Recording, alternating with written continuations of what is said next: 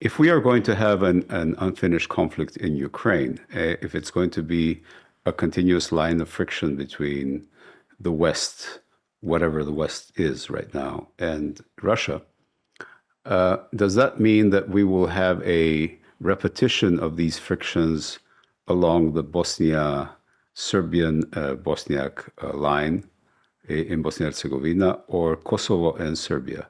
Because for the first quarter of this century, the Kosovo-Serbia border was actually a line of friction between NATO, the EU expansion, and Russia very successfully using Serbia, preventing consolidation of EU NATO policy here.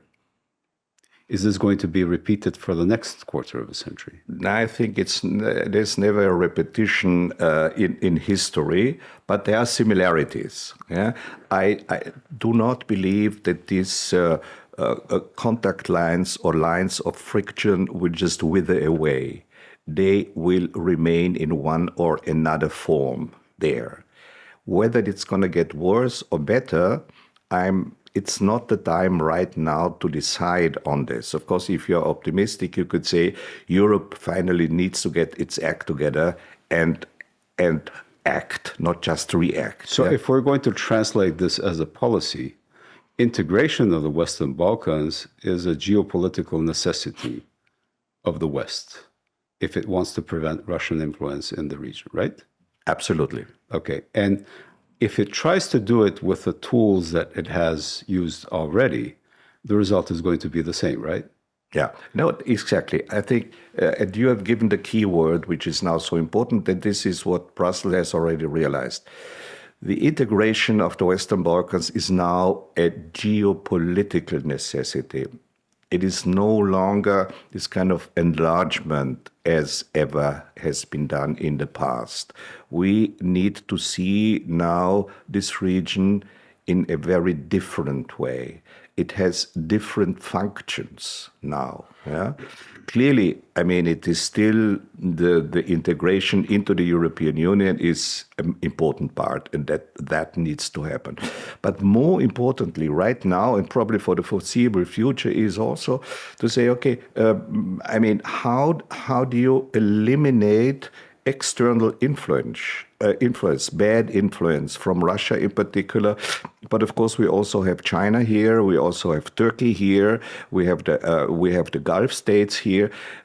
This is per se not the worst situation, but it needs to be regulated, and you need to put the Western Balkans on a stable ground, on a stable platform, and the platform, of course, is the European Union. So the geopolitical impetus is the one which really counts right now. But I have to add, I don't see in Brussels the political will. Yes, there is rhetorically, they are speaking and talking and discussing how important the Western Balkans is, and we need to see to it that the Russian influence, in particular malign influence, needs to be fenced off. But nevertheless, it is not really. I do not see really concrete, specific steps into this direction. Yes, yeah? And then Europe is. I mean, we always speak of Europe, but Europe does not have a telephone number, as Henry Kissinger said famously. But the question is this: Europe is also a changing norm, if you will, because now we have, for the first time, a stronger push towards the far right, as witnessed in your own country, and this might be the path of the next decade or so, right? So how is this going to be translated into the Europe that we want? This is the paradox of the situation right now.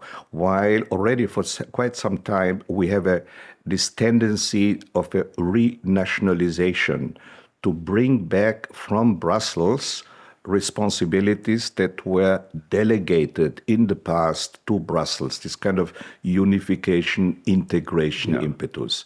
Now it goes exactly in the opposite direction, and this is clearly the goal and the agenda of the hard right.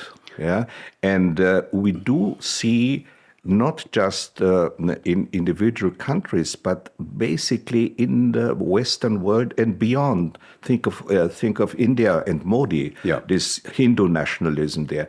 So you have a resurgence of nationalistic tendencies, and that, in a way, now produces a situation where the Balkans nationalism becomes normal, so to speak.